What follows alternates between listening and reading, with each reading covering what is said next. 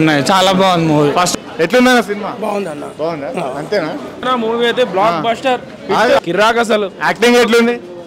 పిచ్చ ఉంది యాక్టింగ్ అయితే సూపర్. చించేసిండు గాలి, సూపర్ హిట్. ఎట్లా అనిపించింది? జరిగిన స్టోరీ కదండి ఇది, జరిగింది కాబట్టి బాగుంది సినిమా. రియాలిటీ సినిమా చూడాలి, యాక్టింగ్ బాగుంది. జరిగిన సినిమా కూడా చూడండి. బేబీ ఇలాంటి సినిమాలు కాదు చూసేది, ఇలాంటి సినిమాలు చూడాలి. మన పాస్ట్ మనకు తెలుస్తుంది అంతే కదన్న, హిస్టరీ జరిగింది కూడా చూడండి అంతే. మంచిగా ఎస్టాబ్లిష్ చేసిరా మూవీలా అంతే. కోరుకునేది సినిమా నెట్ కావాలంతే. అది బాగుంది. నేను కూడా గవర్నమెంట్ జాబ్లో ప్రిపేర్ అవుతా. తెలంగాణ హిస్టరీ యాస్టీస్గా బుక్లు ఎట్లా ఉందో దానికంటే మంచిగా తీసారు సినిమా. ఎట్లా ఉందంటే కొన్ని సంఘటనలు జరిగినాయి. బైరానపల్లి సంఘటన కావచ్చు, పాలకుర్తి సంఘటన కావచ్చు, గుండ్రాపల్లి సంఘటన కావచ్చు. అప్పుడు అట్లా జరిగినాయి అని చెప్పి ఇవన్నీ గాండ్లపూర్ సంఘటన కావచ్చు. అప్పుడు బతుకమ్మలు అన్నీ హిస్టరీ బుక్లో చదివినాం. వచ్చి అప్పట్లో ఇట్లా జరిగిందా అని చెప్పి చాలా ఫీల్ అయినాం. కానీ ఇప్పుడు రియల్గా చూస్తుంటే అప్పుడు ఇంత జరిగిందా, ఇంత అన్యాయం జరిగిందా, అయినా కానీ చెప్పి ఇంత అన్యాయం జరిగిందా అని చెప్పి చాలా ఫీల్ అయినాం. కానీ అసలు ఇంత జరిగిందంటే అసలు గూస్ బూమ్స్ వస్తున్నాయి సినిమా చూస్తుంటే. నిజం చెప్పాలంటే అసలు మన తెలంగాణ హిస్టరీలో ఇంత అన్యాయం జరిగింది. అప్పుడు ఎంత సినిమా చూడకముందే మీకు ఈ స్టోరీ తెలుసా? స్టోరీ మధ్య తెలుసు. గవర్నమెంట్ జాబ్ ప్రిపేర్ అవుతుంది. ఓకే. తెలంగాణ హిస్టరీలో మొత్తం ఇదే ఉంటుంది. ఈ బైరానపల్లి సంఘటన కావచ్చు, నెక్స్ట్ ఈ గాండ్లపూర్ సంఘటన కావచ్చు, ఈ గుండ్రాపల్లి సంఘటన కావచ్చు. Operation polo 13 start, September 13, 1948 start అవుతుంది. 17 దాకా జరుగుతున్నట్టు ఆపరేషన్ పోలో. ఇవన్నీ అప్పుడు సర్దార్ వల్లభాయ్ స్టాన్సీల్ అగ్రిమెంట్ కోసం ఆగుతారు. ఆ స్టాన్సీల్ అతిక్రమించింది కాబట్టి ఈరోజు జరిగేది. ఇప్పటికీ ఐక్యరాజ్య సమితిలో స్టాన్సీల్ అగ్రిమెంట్ కేసు ఉంది. ఆ కేసు కొట్టేస్తే మంచిగా ఉంటుంది. ఉండి ఏం లాభం లేదు. అంతే అన్న. అది సినిమా మాత్రం ఎక్సలెంట్ తీసిరన్న. కాకపోతే ఇంకా కొంచెం మంది పేర్లు దొడ్డి కొమరయ్య కానీ, షేక్ బందగి గురించి కానీ వాళ్ళ పేర్లు వేసింది కానీ వాళ్ళ గురించి చూపించలేదు. అంతే తప్పించి అందరి గురించి మంచిగా చూపించారు. చాలా మంచిగా ఉందన్న సినిమా చాలా బాగుంది. సినిమా లెక్కన కాకుండా ఈ జరిగిన చరిత్రని చాలా అద్దం పట్టినట్టుగా తీశారు డైరెక్టర్ కానీ ప్రొడ్యూసర్ కానీ. ఇది మతాలకు అతీతంగా ఎవరో హిందువులే చూడాలి, నష్టపోయిన వాళ్ళే చూడాలని కాదు. వ్యతిరేకంగా తీయలేదు.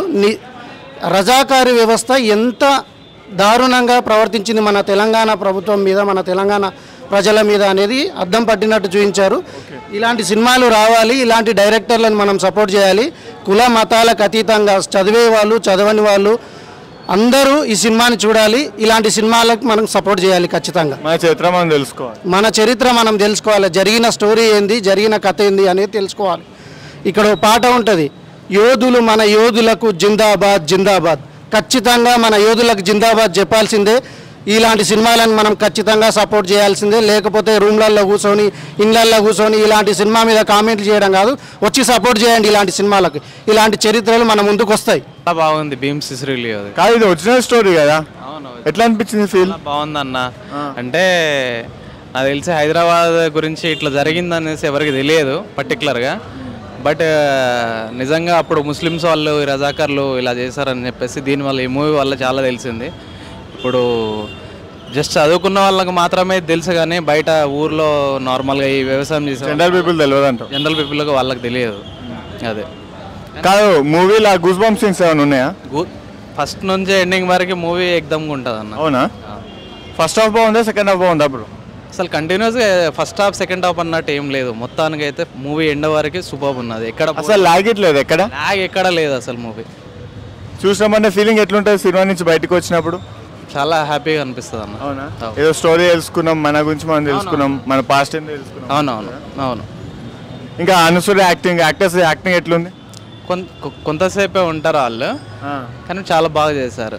ఇప్పుడు మన తెలంగాణ అంటే హైదరాబాద్లో అప్పుడు ఎలా సఫర్ అయ్యారు ఏందని దాని గురించి చాలా మంచిగా చెప్పారు వాళ్ళు.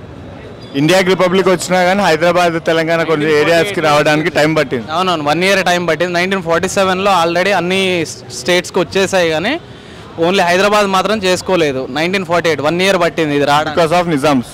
కానీ చాలా లక్షల మంది చనిపోయారు దీనివల్ల. ఈ సిచ్యువేషన్ ఇలా జరిగింది కానీ ఇవన్నీ బయట తెలియదు.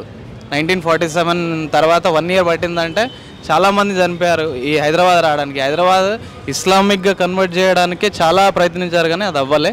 సర్దార్ వల్లభాయ్ పటేల్ వల్ల అయితే అతను చేయడం వల్ల ఇదైతే క్లియర్, మొత్తానికి క్లియర్ అయిపోయింది. మూవీ సినిమా చాలా బాగుంది. అయితే ఇంతకుముందు అంటే ఇప్పుడు తెలంగాణ చరిత్ర గురించి తెలుసుకుందామని ఎవరైనా భావిస్తే అంటే మనం తెలంగాణలో పుట్టినందుకు ఖచ్చితంగా చరిత్ర గురించి తెలుసుకోవాలి. మనం పుస్తకాలు చదివి పుస్తకాల్లో ఇప్పుడు మనం తెలంగాణలో జరిగే గ్రూప్స్ కోసం చదివే ప్రతి వాళ్ళు పుస్తకం చదవడం విడిచిపెట్టి వచ్చి ఈ సినిమాని చూస్తే ఒక్కొక్క హెడ్డింగ్ దాంట్లో కనిపిస్తుంది, ఒక్కొక్క హెడ్డింగ్ ఒక్కొక్క మెయిన్ క్యారెక్టర్ పేరు దాంట్లో వినిపిస్తుంది అన్నట్టు. మన గత చరిత్ర కదా, మనదే కదా. సో ఖచ్చితంగా నాకు తెలిసి ఇది ఏమనుకుంటున్నా అంటే ఇప్పుడు ఎవరైతే ప్రిపేర్ అవుతారో వాళ్ళందరూ ఇది సినిమా కాదు, ఇది ఖచ్చితంగా మన చరిత్రనే ఒరిజినల్ స్టోరీ సబ్జెక్టు. ఇప్పుడు ఒకవేళ అంటే ఇప్పుడు ప్రిపేర్ అయ్యే వాళ్ళందరూ వచ్చి సినిమా చూస్తే మ్యాక్సిమం మార్క్స్ కవర్ అవుతాయి. అన్ని ఇంపార్టెంట్ బిట్లు, అన్ని ఇంపార్టెంట్ టాపిక్సే ఉన్నాయి, మెయిన్ క్యారెక్టర్ల పేర్లన్నీ ఉన్నాయి. సో ఖచ్చితంగా ఇప్పుడు ప్రిపేర్ అయ్యే వాళ్ళందరూ ఖచ్చితంగా 2 సార్లు చూడండి, మనం చదవడం కొంచెం తగ్గించుకోవచ్చు అన్నట్టు.